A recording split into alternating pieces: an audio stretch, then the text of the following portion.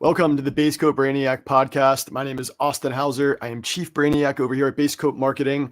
And if you own a painting business, you are in the right place. Now, today I have Jason Scholl with LK Miller. He is a commercial general contracting company in the city of brotherly love, which Jason also happens to be my wife's hometown. So something you should know about my wife is the fact that she bleeds green. And she actually named our son after the kicker, Jake Elliott. So his name's Elliott. And I don't know that she actually told me that until after that was written on his birth certificate. But go Birds. Yeah, at least it wasn't Carson Wentz. There's been a lot of Carsons around here, and his tenure did not end all that well. So yeah, you notice I didn't even ask you if you were an Eagles fan. Like, if you live in that city, you have to bleed green, and that's just how it goes, right? For sure, half green, half red for Phillies, and yeah, that's right. Live or die. Yeah, love it. So, Jason, first of all, I appreciate you taking the time out of your day. I know, as any business owner goes, you're busy, and I appreciate you being here to impart your wisdom on others. This is all what this podcast is all about. So, I guess before we get too far in the weeds, though, this is kind of a cold interview for me. I don't know a whole lot about you and your company. So why don't you kind of give us a brief rundown of who you are, a little bit about your company, maybe where you guys are at today and how you got here? Sure. No problem. I appreciate it. Thanks for having me. Happy to be here. My name is Jason Scholl, and I am 40 of LK Miller. Now, LK Miller was established in 1990 by a gentleman named Luke Miller. I worked for him for 21 years, starting out when I was in college, pushing a broom, and I stayed with him for 21 years. And 2 years ago, he offered me the company, and I purchased the company 2 years ago. Luke sailed off to the sunset in St. Petersburg, Florida, and the entire team came over with me. And we just passed 2 years in business with me as the owner, and it's been great. It's been fun, challenging, inspirational, and yeah, I love it. I love every single thing about it. Yeah. And, running a business and managing people, I like to say it's a spiritual journey. So there's going to be ups and downs and emotions involved, right? It's not an easy game to be played. But let's go back in time a little bit. So the company's been around since 1990, which is insane. That's, just a few years after I was born. And you guys are obviously doing something right, especially in a large city like Philadelphia. But what has worked for you guys during that time frame? And I guess any changes that you've implemented recently over the last 2 years that maybe diverged from the previous owner and how he ran that company? Yeah, that's a good question. So from 1990 until a few years ago, really, it was all kind of relationship based. It still is, but it was the same relationships, right? So during the .com bubble in the 90s, commercial was booming in our area. We are in Philadelphia and the surrounding suburbs, Montgomery County, Bucks County, Chester County, anywhere within about an hour of Philadelphia is where we are. So the business was really born around the .com era. Luke had worked for a builder in the 80s, and that builder had folded. So he decided to be the general contractor. And then the electrician on that team started his own electrical company. The HVAC guy in that company started his own company. And they all kind of just moved on together as a team. And those same customers that they were building the buildings for were calling Luke during the .com era of cube farms throughout, right? It was blow out this entire 5th floor and put cubes in, and here we are for the Googles and the such, and it was a lot of call centers. So that's really how the company was created, and we work for most of the major building owners around here. So the relationships, they kind of feed themselves, right? So different from residential, if I build Joe and Susie Smith a home, I might never get a call again, or I might get a call a few years down the line to do some renovations. And they're probably minor. Whereas commercial building owners, they own these high rises, these strip malls, these shopping centers, these hospitals, schools, etc. And there's a little more turnaround there, and they're multi-tenant buildings. So there might be a 10-story office building near us, which there are many, and each floor may be divided up from 2,000 square feet to 20,000 square feet or larger. So it's kind of a feedback loop. Is we do something for these building owners, and then they just kind of keep it going. Now, commercial is a little different than residential, whereas I'm kind of a commodity, right? So that's kind of how I was able to fit into a nice niche with these building owners. Is the price of orange juice is the price of orange juice, right? The price of gold is the price of gold. The price of a commercial fit out is the price of a commercial fit out. When they go to market to bid the project, they know generally what it's going to be: 50, 85, $100 a square foot, $100, $150 a square foot. And as a result, that helps me form a better relationship with them, because they can call me on the spot. Hey, we have somebody looking at 8,000 square feet. We need to demo half of it, and we need to rebuild the other half, carpet and paint throughout. What are we looking like per square foot? I can give them a square foot, and that's how they build that's how they built the deal, right off of that number. Whereas residential, and particularly painting and refresh and renovation and new construction, there's a lot of feelings involved, right? So I don't really have the opportunity to go to my client and say, hey, I'm great. You know it. We should, I can sell you on these markups, and I can take the job from $100 a foot to $110 a foot, but you'll love it. They're going to say, no, thanks. It's a workspace. You demo, there's steel framing, there's drywall, there's spackle, there's paint, there's drop ceilings, there's plastic laminate millwork, oftentimes, right? Of course, there are the outliers and the really kind of knocked out A+ spaces, but generally they are a more sterile institutional type space. So they kind of know what that cost is going to come in at. If it's 10,000 square feet at $100 a foot, they are expecting bids at $1 million. And if I send them 1.2, I don't really have the opportunity to bridge the gap on that 200,000 by telling them how special I am and how great a job we're going to do. So thankfully, I don't have to have those conversations too much, because we are repeat business. So that's kind of how we got here in a nutshell. And I've just worked to cultivate that moving forward. The last 2 years, mindset is a big part of who I am. I do all the cliche stuff. I'm up at 4:30, 7 days a week. I cold plunge, I sauna, I meditate, I journal, I go to the gym. I do all that.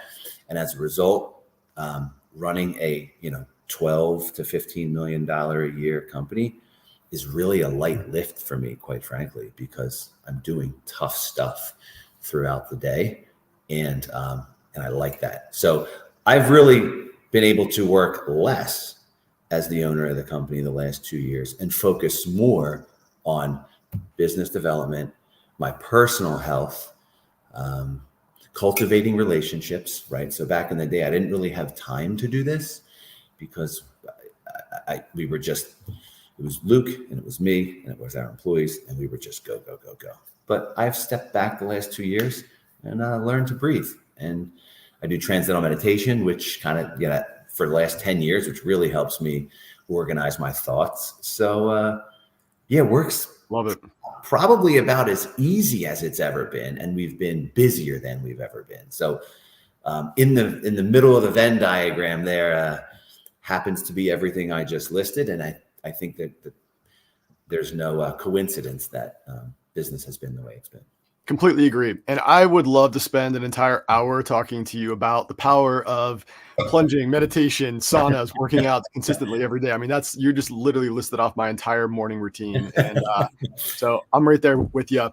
One thing I did actually want to touch on before we get too far into the weeds, Sure. What's your thought on what sounds like a commercial real estate bubble coming up here with all of the loans coming up? Any thoughts on how that's all going to pan out in some of these larger cities where literally entire office buildings are sitting empty? Yeah, it's a good question. I don't know what's going to happen. I do know that a lot of the larger clients that I deal with, frankly, they are not too concerned. Some of these smaller guys kind of over leverage themselves, or they've tried to bridge the gap from multifamily to commercial, and it just didn't work for them. Yeah. A lot of these adjustable rate mortgages are now coming due, and there's definitely going to be a bubble to some degree that will pop, and some people will definitely get hurt.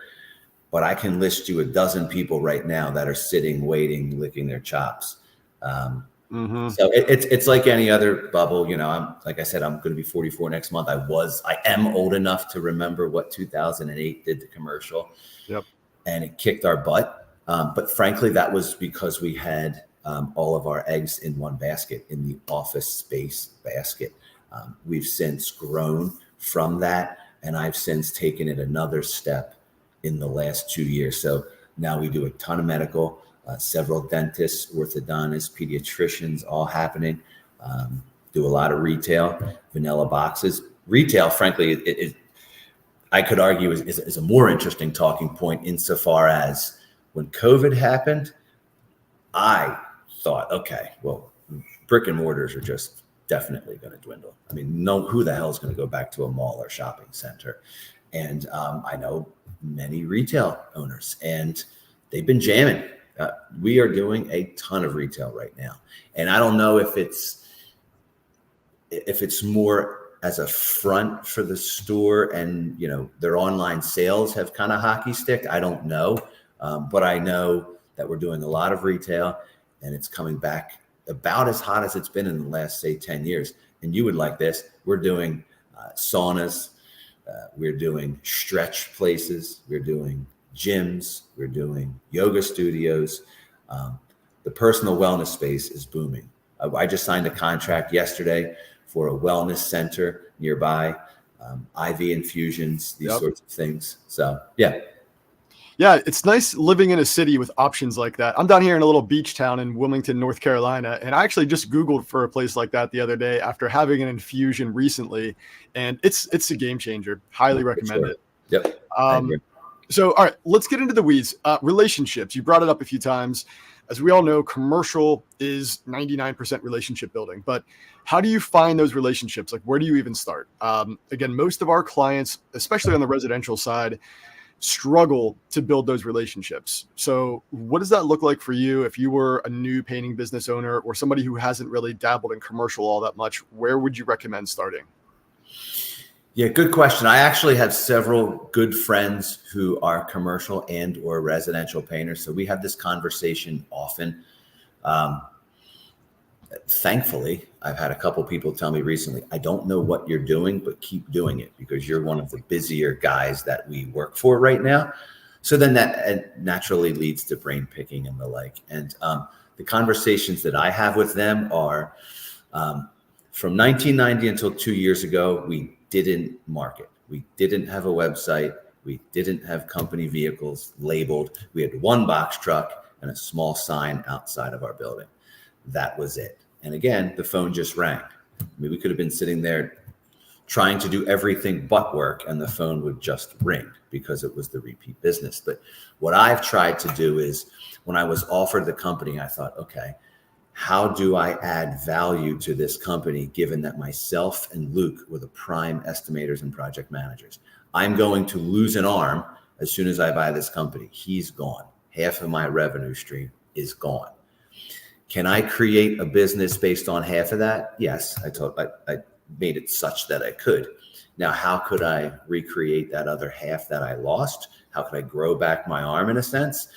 Really, I just went back to the grassroots ideas of I created a website. LinkedIn has been great. I've posted a lot on my LinkedIn, and that's been really helpful. Excuse me. We have a company Instagram, which I started. I'll also post stuff on my personal Instagram. It's funny, my wife, who has a PhD in clinical neuropsychology, she will tell you that she has no understanding of construction at all. And she'll ask me how my day is, and I'll tell her. And she always said to me, why aren't you posting on LinkedIn, or why don't you have a company Instagram page about this? And honestly, it was like, who the hell wants to hear what I'm up to? it's what I've done for more than half my life. And she's like, I'm telling you, people will find it interesting. While, building a building seems mundane to me, or demoing an office space and turning it into an ear, nose, and throat doctor, while, that seems mundane to me, it's interesting. So I took her advice, and sure enough, it's quite interesting. And frankly, I've had a LinkedIn for several years that I kind of only really posted kind of the big professional moments on. And now I start to share a little more, and it's, oh, wow, I didn't realize you did that. Oh, so that's what LK Miller does. I always knew you worked for an LK Miller with a building on the logo, but I had no idea. Wow, that's cool. And that itself is another feedback loop of do good work with good people, and it will just come to you. I mean, people think about it. If at least this is how I am. I don't want to say everybody's this way, but if I have a recommendation from somebody whose opinion I value and respect, that's what I'm doing. If given the option, right? If I have a couple different options, and Austin said to me, hey man, I've used this plumber before. He's great. I'm using him. I don't care if I've gotten 4 or 5 other recommendations. If I value you, I value your opinion, and as by proxy, I'll value them. And that's kind of how I handle my business. And I guess one of the main things is add value wherever, whenever you can. Add value. Tons of what I do is value add. I am shocked by how much time I will spend watering seeds for which future trees I will sit under that will provide me shade. But it's what I do, right? Like I spent half a day yesterday with somebody trying to figure out if this was the right space for them, just to have them say, no, I'm going to go back to the drawing board. That's half a day. I could have crushed it at my computer for half a day, but I was out in the rain looking at this building. I don't care, because I completely understand that whether things happen now, tomorrow, a week, or a year from now, they may or may not happen, but I still need to handle myself professionally and never burn the bridge, because you just might get that call. For instance, yesterday afternoon, I get a call. I meet with a client a year ago. He says, can you give me a budget? I said, this project is so big and so intense, I at least need some drawings. Usually I don't need any drawings. I'd say, okay, $75 a foot, whatever. I said, you want to take all the ceiling out, you want to expose the ceiling, paint it black, you want to add to the building. I need something. Here's an architect, call them. Austin, that was last January, and I didn't hear anything. And out of nowhere yesterday, I get a call from the architect I recommended and says, hey, we've been working with them since last August. They didn't tell you that? No, they didn't tell me that. Well, we have plans to bid now, and there's a walkthrough next week. I could have been irritated for the last year that I didn't hear, but I'm not. It's maybe the seeds will germinate and maybe they won't, but definitely don't burn the bridge or get perturbed if you lose a job or the relationship doesn't become transactional. Yeah, absolutely. I mean, yeah, as you mentioned, leads are seeds, and every relationship is a potential opportunity, whether it's today or next year. I think a lot of guys look at these quick wins, and if they don't get it, they get mad and then move on to the next thing. But what is your nurture? Got to play the long game. You got to, right? And, especially on the commercial side, I think residential is one thing. They're going to get a bunch of bids, and they're going to figure out which guy they like the best based on their personality. There's a lot of other emotions involved there. But as you mentioned, commercial is definitely more of a commodity. It's a fixed price. It's the best price for the best quality of work. But on your side, what does nurturing look like? I mean, somebody that's been out there for a year, do you touch base with them throughout, each month or each quarter? Absolutely. Yeah. That's something I had not done as an employee of the company, because again, I just didn't have the time or I wasn't comfortable kind of structuring my day. I let the day come to me. So now my day is blocked off. I do things in groups. I do emails in groups. I do my calls in groups, in groupings. So I do these sorts of things at certain times during the day where I am most sharp. And I just structure my day that way. So now it's really about just cultivating the relationships that we have. I don't have really an interest in 2xing, 3xing, 5xing my company. That doesn't interest me. What interests me is growing my company through the bottom line and cultivating the relationships that we have. So now I will drop my kids off at school in the morning, which I do 5 days a week, and I will go meet a client for coffee, or I will schedule a lunch, or I will go to the gym with them and then sit in the sauna for 20 minutes and bullshit. I mean, this is kind of how I cultivate my relationships. And what I've learned is that my style is not for everybody, and I'm totally cool with that. Like, if you want to go sit down with me and have an acai bowl and pull out the laptop and talk about your plan, I'm in. Like, if you want me to kind of dress in a suit and tie and go to your boardroom and sell myself to 20 middle-aged white guys in suits, no thanks. And I stay lean enough that with 7 employees that I can kind of pick and choose. And I didn't come from anything, so I don't need much. So I'm happy with my little life, working for the clients I want, when I want, and hiring people that have the same mentality and the same handle folks the same way that I do. I don't need the technical skills as much as I need the soft skills. And that sounds like a dream. I think a lot of guys out there are in the hustle mode, and all they're looking for is the next growth potential, the next opportunity. I think a lot of us fail to appreciate the gratitude that you need to have in your life. So when you talk about journaling, it is so damn important to appreciate where you're at today. And, it just kind of makes everything click. It's hard to be angry or upset when you're also full of gratitude, right? Dude, it's so true. And with a 2-year-old and 4-year-old and a business that I've owned for 2 years, it's flourishing. It's like, I got life by the balls. I'm well aware of it. I'm extremely thankful of it. I watch every sunrise and every sunset filled with gratitude. So good. Yeah, it's impossible to fail at that point, man. And I have a very similar child structure right now. I got a 5-year-old and an 8-year-old, and they're a handful. So you're in it. I know, brother. It's challenging, which is why some of our disciplines and habits need to remain. Totally. In order to kind of keep everything in balance. Well, especially, you look at family life and then work life, there obviously needs to be a balance there. But the way I look at it is managing people in a business is no different than managing your kids at the house, right? It's like herding cats in some cases. Yeah, it is. But, let's talk about your team for a moment while we're on the topic. Sure. So you have 7 employees. You mentioned you're on track to, it sounds like a multi-8-figure company. Is that correct? That's correct. Okay. So 7 employees, multi-figure. I assume most of the fulfillment is going to be on the sub side. Is that correct? Correct. Yeah. So we are, pretty much a paper GC, right? So we have 3 project managers, 3 superintendents, and I have my accountant, and I estimate and I do business development. That's something that I toiled with back in the 4th quarter of 2023 is, okay, now that I have my feet under me as the company owner, I'm wearing too many hats. All I told Luke for 20 years was, you need to work more on the business and not in the business. And what did I do the first year? More so than not, I worked in the business. So at end of 2023, I said, okay, no mas.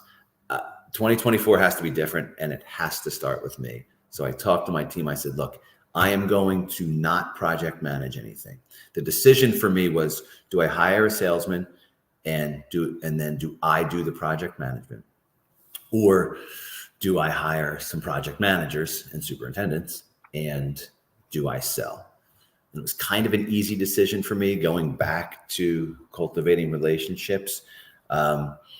This ugly mug is the face of the company, unfortunately. So I need to go out there and I need to market myself. And I also need to make sure, going back to the team, that those folks have the same mentality that I do, because I cannot go to one of my relationships 20 plus years in the business, help them get a lease negotiated and signed, tell them I'm going to do the construction project for them, and then pass them off to somebody who acts completely different than I do. Because frankly, the buck might stop there at that job. So that's why I say I look more for the soft skills than I do the hard skills. I do firmly believe that a monkey can do what we do. Let's just be honest. And anybody can put paint on a wall or build a wall or put in a ceiling tile. I mean, truly. But what differentiates good companies from companies that are still looking to do more are the way that they handle the relationships, both with the clients, their employees, and their subcontractors. If you own a business and you're busy and you go to a job site, take the time to talk to your employees. Ask them how they're doing, bring them coffee, bring them lunch, stay late, and listen to what they have to say, because that makes all the difference. You know, it really does. I remember, again, I started here pushing a broom, and I remember when I used to see supervisors come through the job, did not pay me any mind, did not say hello, did not ask me how my weekend was. Now, granted, I was literally the lowest man on the totem pole, but I don't care. The way that I operate, I have the same conversations with laborers that I do with the CEOs of my clientele. And when I hear from competitors and clients that that's not how everybody acts, it's kind of befuddling, because to me, it's supernatural.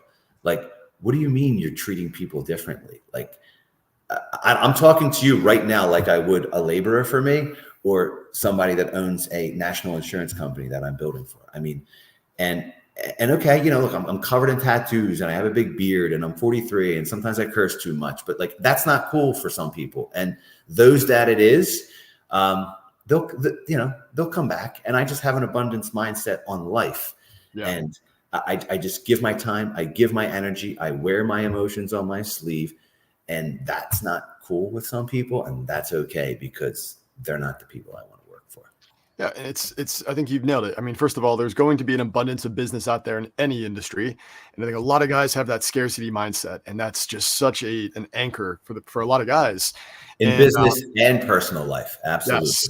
Yeah, I honestly, I think if you have a scarcity mindset in your business, you also have it in your personal life. And, you know, I just believe that any business is just a reflection of who you are. So, you know, the way that you carry yourself, the way that you wake up in the morning, and what you do in your 5 to 9 is how you manage your 9 to 5, right? So and you know, I think a lot of guys fall short there, and it's the business eats them alive after time. So I think from a sustainability standpoint, you need that.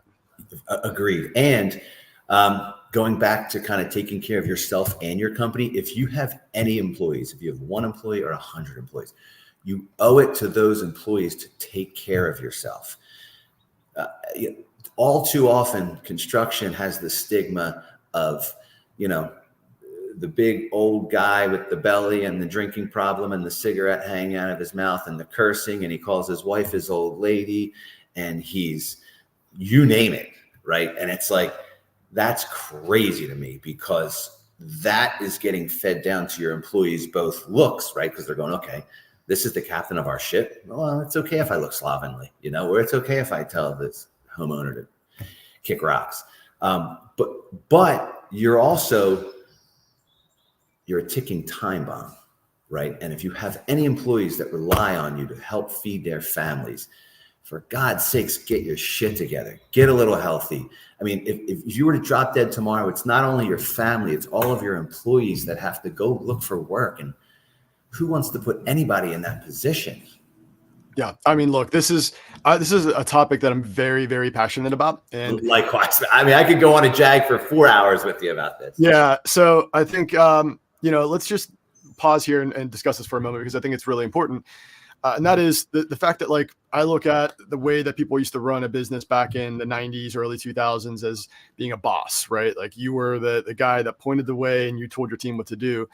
That mindset's no longer applicable in today's society, especially with these younger generations. And I believe you need to lead as a leader, as a coach, and you need to be the forefront of your company. And to your point, the only way to really do that effectively is to lead yourself and be, you know, healthy with and comfortable with the skin that you're in. And, if you're overweight, if, you have an abusive, thing that you lean on, whether that's alcohol or drugs or whatever that is, it's going to be difficult to have that healthy mindset and approach problems from a clear mind. Now, I guess in your past, in your history, what does that look like for you? How did you arrive at the standpoint of waking up at 4:30 in the morning, which is ironically when my alarm goes off as well? So what does that Winners look like wake for up you? early, brother. Winners Yeah, wake up early. I heard once. yeah, Yeah. So it's so what was it? Last January, I decided to do dry January. I had done dry January before. For those that don't know, dry January means you stop drinking alcohol. I was drinking, I would say, a normal amount for construction. I was drinking on weekends and, Fridays, Saturdays, not really Sundays, maybe the occasional Thursday. A couple beers here and there. It was never really out of control. I mean, I could tell you some rock bottom moments, but we'll save that for maybe a part two. But I was not the person I wanted to be when drinking, the morning after drinking, during drinking. I had wanted to stop for the last few years. And I was on an episode of Sober Motivation with Brad, who runs that podcast. If you have an opportunity, to check out Sober Motivation. And if you want to get sober, he is the guy. I've been on there twice and he's fantastic, and just a great environment for folks that are looking to stop drinking alcohol.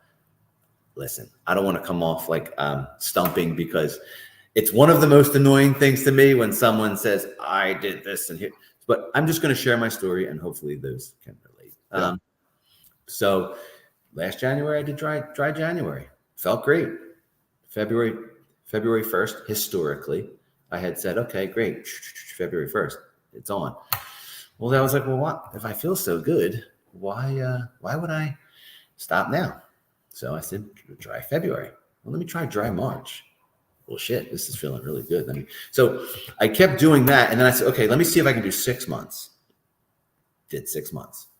Let me see if I can do a year. Did a year. Now, I'm going to tell you, Austin, that from the bottom of my heart, I always believed that I could do anything I put my mind to, truly. And I still do to this day. But the one thing that I never thought I could stop doing is drinking. Never in a million years. I was always like, okay, I'll be the business owner with the house on the hill and the beach house and the beautiful wife and kids. And when I go to the garage to get something, I'll just slug a beer so no one knows. Or I'll just go to my kids' recitals with a buzz on, because that's just who I am. But look, I have such a good facade going. So fuck it, who cares?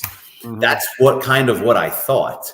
And then you realize when you become a parent and you become a business owner and you start to think like all the stuff, all the habits we just talked about, like, wait a second, this is completely counter to who I'm trying to be. The problem is that society wants to shove it down your throat. So that's the problem, right? And there's way too many people that think you're goofy when you stop drinking alcohol. But I'm going to tell you straight up that it's been a year and 4 months, and nothing, and I mean nothing, has supercharged my personal life and my business life like being sober. 4:30, dude, 4:30 used to come and go all the time when I was drinking. Now I'm up, I'm working, I'm meditating, I'm exercising, sauna, again, you name it. That shit's not happening hungover. A. No. B is, maybe I'm getting into the office at 9 o'clock, or maybe I'm at the bar with my buddies at 8 p.m. when I have a big bid due the next day, where now it's like, the focus is I'm razor sharp 24/7. So there's the health piece. That's obvious. I don't really need to speak to that. It's not good for you. It really isn't. Despite the fact that we want to treat it like, social Kool-Aid, it's not. And then business wise, like I said, I'm sharp 24/7, would never change it for the world. And, frankly, it's becoming a little easier. You'd be shocked if you can get some time under you. You gain more confidence in it. The scariest thing for me was going to a bar or restaurant and saying I don't drink. I mean, dude, that would scare the hell out of me to say scare me. I mean, right? It's like, why would it scare you? Well, because people think you're weird if you don't. And Totally. You would be shocked to find out the people that you inspire when you share the message. People, a lot of people want to stop drinking. They just don't know how, or they don't want to be stigmatized as the sober, not fun person. Totally. I'm Yeah. here to tell you it's super fun. I had my company Christmas party where I invited a bunch of subs and all sorts of people this past Christmas. I was nervous. Now, I had almost 12 months under my belt come at the Christmas party, but I got to be honest with you. I pulled up in my truck and I thought, oh, how's this going to go? Everybody's going to be drinking. Everybody's going to want to talk to me. Old Jason used to have that beer in order to talk with all these people. And I thought, you know what? Let's see what happens. So I grabbed a seltzer with lime. And you realize there's kind of a placebo effect of having something in your hand Totally. at that moment.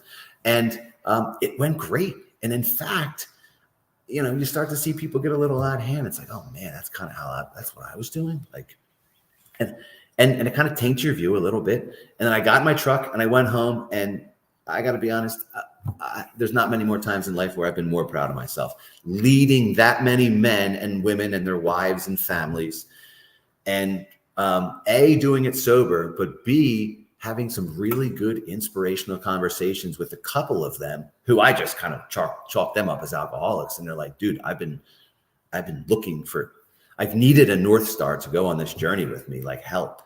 Like, here's my number, you know, let's talk. So good. And I think you've touched on a lot of really good points. So first, that is the social aspect of drinking, right? It's in every single movie out there. It used to, like, I think drinking's the new smoking, where smoking back in the, let's say, the 70s, 80s was the thing to do. Now it's drinking. And I think the younger generation starting to catch on to that, but us people in the middle here still look at that as like, I am going to lose friends if I stop drinking today. You know, how am I going to socialize in a bar environment? And that directly leads to them borrowing happiness from tomorrow, right? If you're drinking today, you're going to make yourself feel pretty bad tomorrow. And it's a trade-off. And a lot of people aren't willing to trade that social aspect for the health and the benefits on the other side, because there's a painful gap there, right? It's not like you just flick that switch. There's a lot of training, both mentally and physically, that you need to put your body in that state. So I guess, what does that look like for you in terms of, did you lose friends? Did you have any gap that you went through where you're like, maybe it's okay if I have another, or was it not even a second thought for you? It was not even a second thought for me after a couple months. Like, I have a couple non-alcoholic beers here in this fridge. I was never really an alcohol flavor guy. I didn't really care. I just drank it to get banged up. So like, that doesn't really, I don't care. So now I'll just have like a green juice, quite frankly, or celery juice or some other shit that I'm just going to put down anyway, like that. But at least it's good for me. Sure. But I didn't lose any friends. It did tighten my circle a little, which I would argue was always good. And then Brad from Sober Motivation, when he had me on, he made a statement to me that really stuck with me. And I took inventory of it every time I dealt with somebody. And it was, if you tell somebody that you're not drinking and instantly it's, come on, man, just one, you know, they're not your people. But the people that right away are, oh, that's awesome. Congrats. Oh, man, I've been wanting to stop. You know, how'd you do it? Those are your people. And it doesn't have to be instantaneous. But for me, it was, okay, I'm just going to let that relationship kind of, there has to be no sit down. It doesn't have to be a, hey, you said this and my feelings got hurt. It's, okay, I took stock of that. And now I'm kind of reevaluating that relationship and looking at it from this lens. And it's like, oh shit, yeah, you know what? We never really did have fun outside of drinking. So then it's, you just kind of talk to that person less. Now, I'm theorizing kind of how that worked. That didn't really happen to me a lot, but that's kind of how it would happen, right? There was a couple of folks where I thought, you know what, this is a good opportunity to trim the fat anyway. And then those that were on my side, congratulatory, those are the folks that I'd reach out to just a little more, right? Be it about alcohol or not. Just check in with them. And as a result, they check in with me. And what that formed for me was one of my subcontractors, an HVAC guy, longtime sober guy. He would text me every Friday afternoon and say, hang in there. You got that. You got this weekend. And that for me was a big deal, right? Because in construction, in professional life, a lot of people are shutting it down the second half of the day, Friday, and starting to drink or taking a long lunch, and that carries into a weekend. And so two things. One, him texting me every Friday afternoon, you got this, hang in there this weekend, was very helpful, A. B, what I learned to do is, and I just shared this with one of my employees the other day, and she loved it. The second half of the day, Friday, I am looking to hit the accelerator. So you're going to get all sorts of emails and calls and requests to meet and all sorts of contact from me on a Friday afternoon. Why? Because that's the separator for me. While everybody else is hitting the brakes and looking to coast into the weekend, I'm looking to hit the gas, rip around that corner, you know what I mean, and just fly through the finish line. Because for me, that builds momentum, which will carry through Saturday and Sunday morning until the kids wake up, which is when I close the laptop and I spend time with them. So good. So I want to tell you a little story about closing up the laptop early, and then I want to jump back into this conversation. Please. My son, I do a bunch of house projects. I, just finished putting slat wall in our garage, and we actually built a sauna in our garage. And my son told his classroom that I build things for a living because he thinks that I'm a construction worker, I think, which made me proud because he doesn't know that I'm on my computer as often as I am. So I think it's so important to value your family and your relationships before work. Work comes last in my life. But for somebody that is considering, drinking part of their life, and might be looking at the other side of that. For me, I'm a bourbon guy. So when you talk about taste, I drink for the taste and it's on the weekends. But with that said, it's not in my, it's not my mainstream to go out there and just get drunk. It is for the flavor. But a lot of guys in this industry in particular, let me tell you a quick story about, I was in Orlando at the Painter Contractors Association. And we were basically staying in Disney World, and I coordinated, I think it was 5:30 a.m. workouts with anybody. It was an open invite. There was, I want to say it was like a couple hundred, like maybe 700 painting business owners there. And every morning, 5:30 a.m., I'd be down in the lobby, open invite to everybody. I saw Nick Slavic, who is the PCA chair. You'd be walking around down there. And one other guy showed up the entire time I was there, and he was actually coming in from California. So it was actually 2:30 a.m. his time while he was out there running around outside. We would do laps, push-ups, and outdoor workouts. But the point of the story is every single night while I would go to bed at around 8:30, 8 o'clock, everybody would be down in the lobby drinking. And I knew everybody that told me that night that they would be there at 5:30 in the morning would not be there the next day because they were all tired and hungover.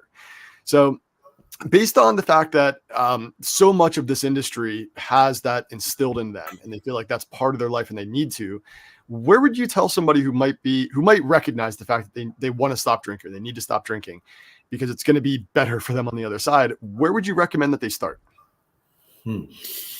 So Ed Milet said at one point on one of his podcasts, just try not to drink for one more day, right? So his father was an alcoholic. And his father went to rehab and came back. And he said, Dad, are you done drinking forever? And he said, I don't know, but I know that I'm just going to try not to drink for one more day.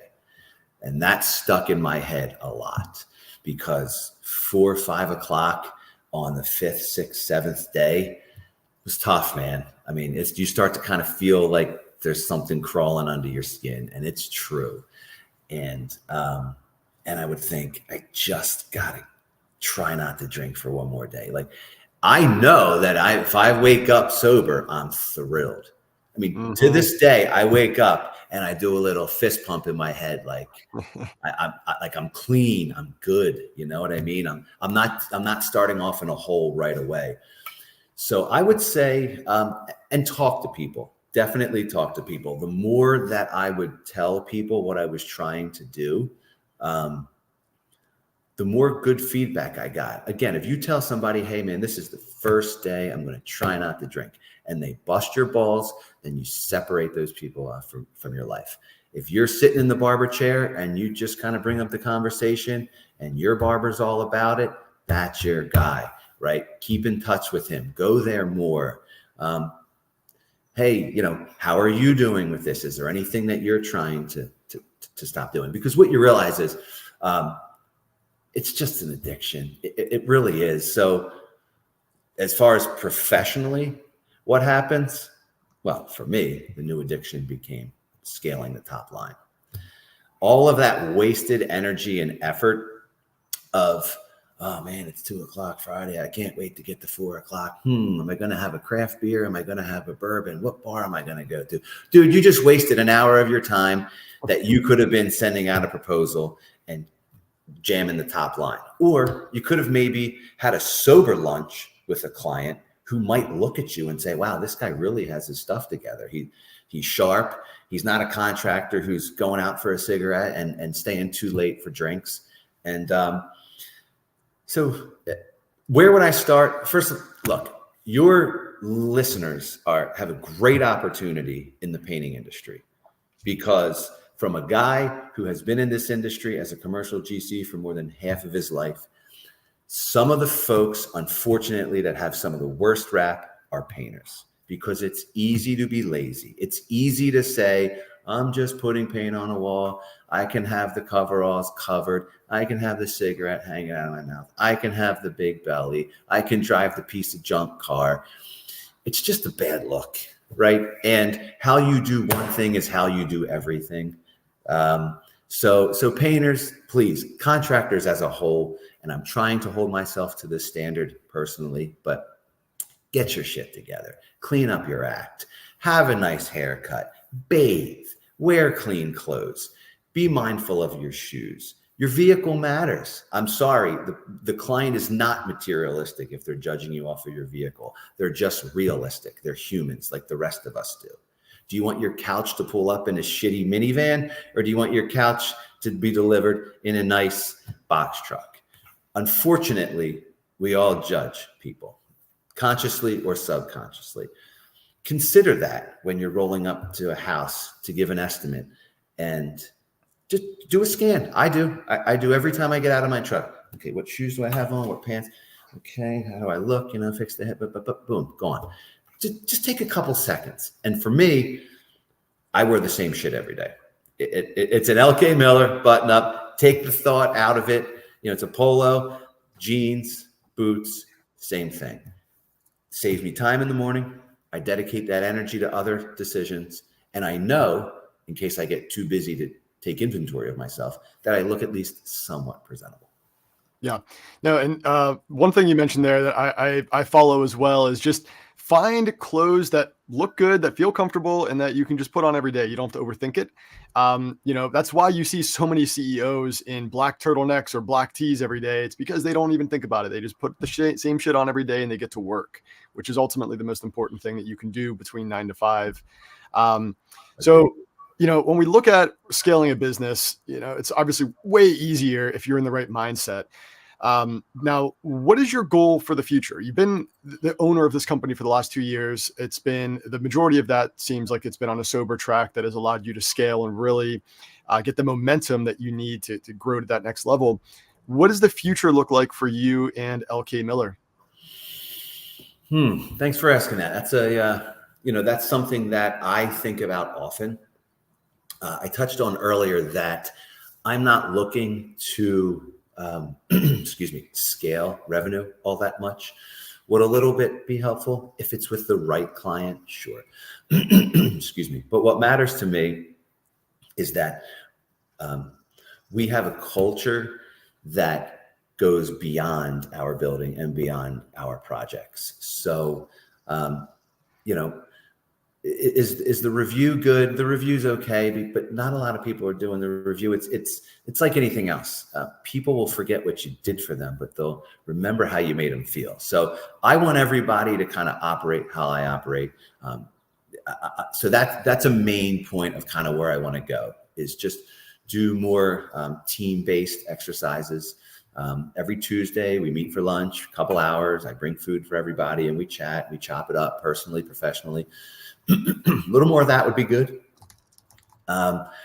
Revenue, I want to kind of keep where it's at, a little bit, top line would be fine, but I want to be a little tighter on the bottom line, A. And B, and most importantly, is I want to cultivate those relationships. Again, I'm going to be doing this, God willing, for another 10, 20 years. So for me, I don't nickel and dime clients. I guess if that's one piece of advice I can give to the professional business owners out there is sometimes you got to take your lumps, man. Like I eat money constantly, but for the betterment of the relationship. There are some people who you just know there's not a relationship there. So if they're trying to screw you out of $500, $5,000 or $50,000, that's a personal decision how you want to handle that. But if you see yourself doing more work with these individuals, or you want to work with these individuals more, you got to eat shit, man. You do. Don't change order them to death. If it's a couple $100 for me, plus or minus, it's not even a conversation. It's not even a conversation. I don't even bring it up. Who wants to push paper for $300? It's a bad look. Now, maybe if you're $1,000 a year revenue company, then that matters to you. That's okay, fine. But you got to pick your number in your head where you say up to X is not worth a conversation to me. And frankly, when you tell that to your client, they're really going to embrace that. I was with a client yesterday who I gave a budget for, $500,000 project. We walked the project. She said, "Oh, there's one change I need to make here. You priced a countertop in the reception area, solid surface countertop. I'd like 3 pedestal drawers under there. Can you revise the proposal and send it to me?" Dude, it's a $500,000 job. And these pedestals are probably $1,000 each. So in front of her and her folks, I took the opportunity to say, you know what, I'm just going to throw that one in. We're here to sign the contract. I'm not going to fiddle faddle over $1,000. It's not worth either of our times. I'm just willing to give that one to you. And she said, "I love you already." Now, will that continue? I don't know. I've had that same conversation happen, and it didn't turn out that way. Right. But that's just not. That's a feel thing, right? That's not really a math equation. You need to have a stomach to give up a certain amount of money on a project in order to try and get the next one. And I can't tell you what number's right for you. But I do know that if I think to myself, okay, if I have to go back to the laptop and I have to do this, fuck it, it's not worth it for me. And they also think you're doing them a solid, which you are, but you're also helping yourself as well. Yeah, I mean, look, and that can even be translated on any type of business. Like on the residential side, there's a lot of guys that will look for one thing to go above and beyond for that the client didn't expect. And things could be small, like let's say repainting a lamppost out front of their house that wasn't included in the estimate, right? It's the little things that go a long way. And to your point, it's not about what you did, it's about how you made them feel. Jason, I need to have you back on to get into the weeds of your entire business. We spent a lot of time on mindset, which it seems like to be both of a passion of ours.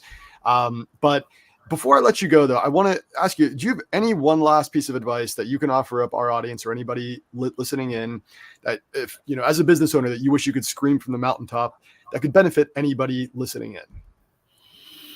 Yeah. That's, So the most important thing to me is be nice, work hard, and treat people fairly. And everything else will work itself out. That's just what I believe, right? Like I could sit here and I could try and tell you something from a bumper sticker, or I can sit here and try and tell you something that I don't believe. I'm just telling you right now, the thought in my heart, which is what it always is in construction, is treat people kindly, work hard, and do good work, and the rest will work itself out. I mean, that's pretty simple business logic that I think anybody can resonate with. Jason, again, I appreciate you being on here today. I will have you on for a part 2 to get into the weeds about commercial, the estimating, the relationship building side of things, because I think that is so damn important. But in the meantime, Jason, again, I appreciate your time today, brother. Thanks, brother. I'll see you in your sauna. Take care. Talk soon. Hey, thanks for hanging out with us on that episode. I hope you guys enjoyed that chat as much as I did. Now, listen, if you guys are hungry for more conversations like this, go swing by our website. It's basecoatmarketing.com/podcast. And finally, we are very open to feedback. So if we haven't covered a topic or there's someone you want us to chat with, please let us know. And don't forget to hit that subscribe button so you won't miss out on the next conversation for painters.